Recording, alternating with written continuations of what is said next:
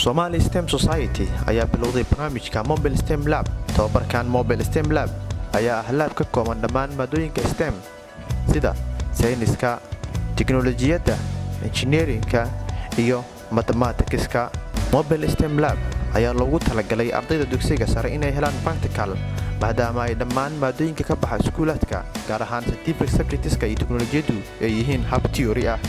Barnaamijkan ayaa waxaa ka faa'iideystay ilaa 10 iskuul iyo arday gaarayso 1500 oo arday ah oo wax ka barata iskuulaadka ku yaala gobolka Banaadir. Somali STEM Society waxay bixisaa tababaro ay ka mid yihiin xagga sayniska, tiknoolajiyadda, engineering-ka iyo xisaabta oo lagu kordhinayo aqoonta ardayda dugsiga sare dhigata. STEM waxay door weyn ka ciyaartaa dhammaan qaybaha kala duwan ee waxbarashada, horumarka xagga tiknoolajiyadda, warshadaha, beeraha iyo dhammaan wax walba uu dalku horumari karo. Somali STEM Society ayaa u istaagtay inay qayb weyn ka ciyaarto horumarinta maadooyinka STEM si waddanka ay qayb weyn uga qaadato horumarkiisa. Waa kuwan qaar ka mid ah ardaydii ka faa'iideystay Mobile STEM Lab oo ka warbixinaya waxyaabihii ay ka faa'iideen. magacayga waa Cabdullaahi Abdi Cumar waxaan ka mid ahaa ardaydii ka socotay iskuul Al-Furqaan kana faa'iideystay barnaamijkii Mobile STEM Lab oo nabaday Somali STEM Society. barnaamijyadaas horta barnaamij aad u xiiso geliya ayuu ahaa dhanka ardaynimo ahaan sababtoo ah waxyaabo badan aan hore theory ahaan iyo hadal ahaan ugu soo maqalna ayaa si practical ahaan u aragnay. sidii waxaa ka mid ah sidii robotada la iskugu xirxiro, laboratory-ga, human skeleton-ka, waxyaabo badan oo aan ka faa'iideysan. magacaygu waa Fahmi Xuseen Faarax waxaan ka socdaa iskuulka Al-Furqaan Primary Secondary School. waxaan ka mid ahay ardaydii ka faa'iideysatay Mobile STEM Lab. waxaa faa'iidadaas ina siisay Somali STEM Society. aadan ugu mahadcelinaynaa. waxyaabo fara badan aan ka faa'iidinay waxaa ka mid ahaa sida chemistry-ga, biology, waxyaabo fara badan oo theory aan ku qaadan jirnay laakiin markaas si practical ahaan aan u qaadanay. mar labaad iyo mar saddexaad aan soo dhaweynaynaa. xagga tiknoolajiyadda waxaa ka mid ahaa sida loo dhiso ama loo programmiyo robotka. waxaan rajeynayaa fursado badan inay ka faa'iideysan doonaan ardayda kale ee galaaska inaga dambeeya form 4 sanad dambe noqon doona. magacayga Maxamed Maxamuud Cabdi ee ka socda iskuulka Al-Furqaan wadajir.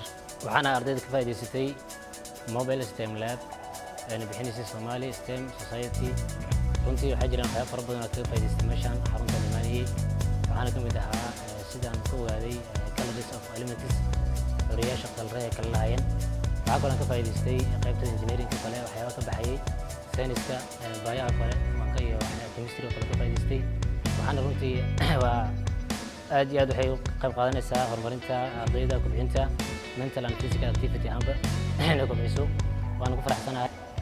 halkani waxa uu mahadcelinayaa Somali STEM Society in badan kaalin mugle ay ka qaateen xagga tababarka sayniska.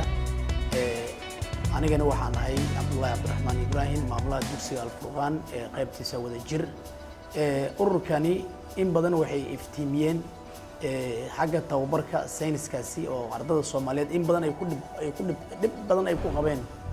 in badan waxay ku qaataan iskuulada maadada si theory ahaan ay ku qaataan.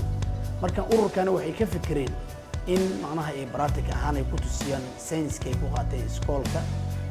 waa maado oo aad loogu baahnaa practicaleedii in la helo.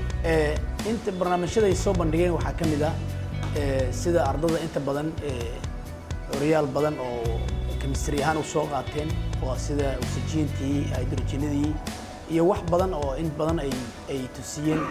sida tiknoolajiyada marka laga hadlayo waxay tusiyeen sida qalab oo ku shaqeynayo battery oo sida baabuur oo kale, diyaarad oo kale ay tusiyeen sida qaabka la iskugu rakabo asigoo marka qalabkii oo kala yaalo haddana qaab manaha ay iskugu rakabaan oo ardayda ay dib ay u shaqeysiyaan qalabkii batteriga ku shaqeynayay sida baabuur oo kale, baabuur ahaado, diyaarad ahaato iyo wax badan oo adiga in badan ay practical ahaan ay tusiyeen.